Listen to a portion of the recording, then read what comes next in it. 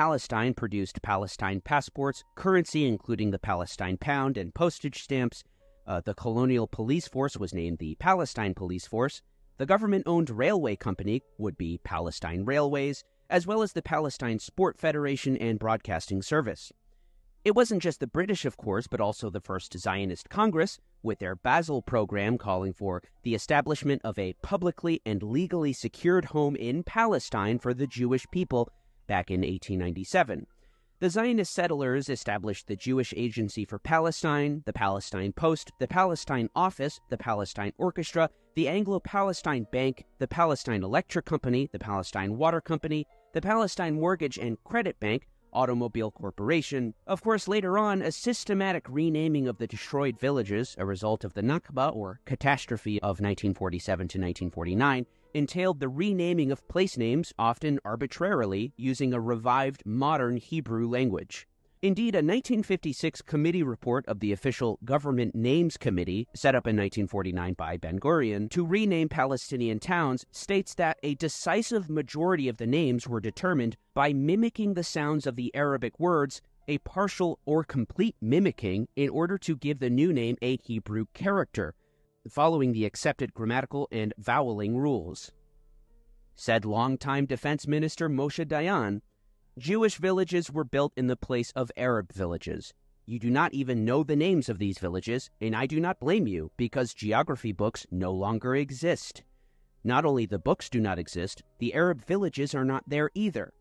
There is not a single place built in this country that didn't have a former Arab population.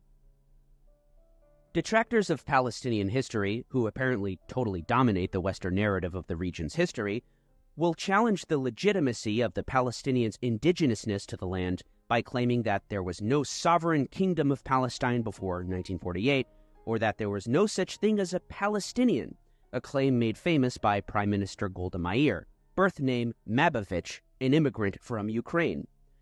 Palestine, the word used continuously for the land for thousands of years.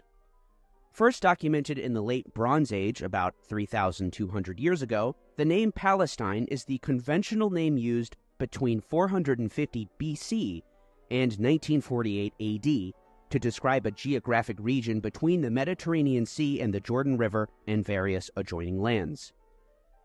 The name Palestine was widely used by the most important ancient Greek historians, cartographers, writers, philosophers, and scientists, including Herodotus, Aristotle, and Ptolemy.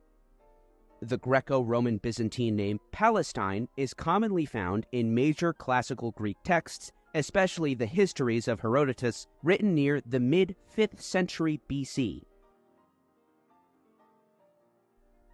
Further, Palestine existed as a distinct administrative unit and a formal province for over a millennium, beginning in the 2nd century Common Era with the Roman province of Syria Palestina.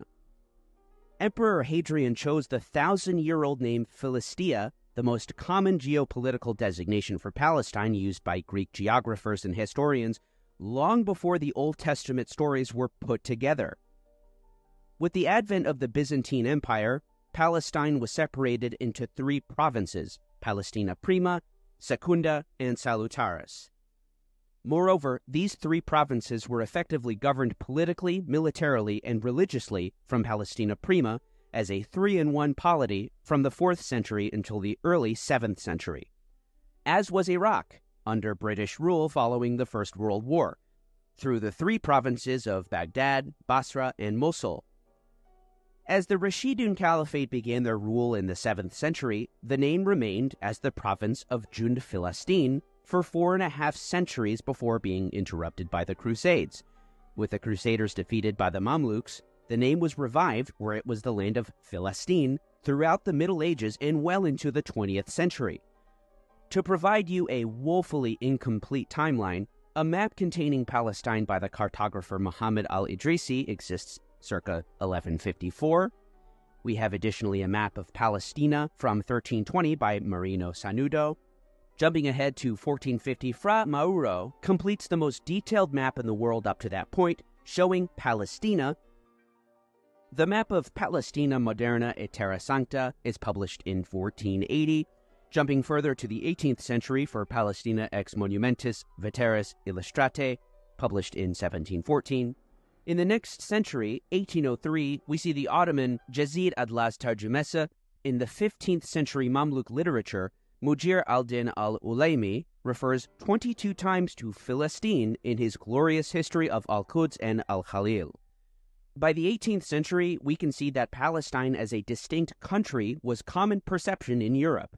In 1747, Thomas Salmon describes Palestine for the Modern Gazetteer of London.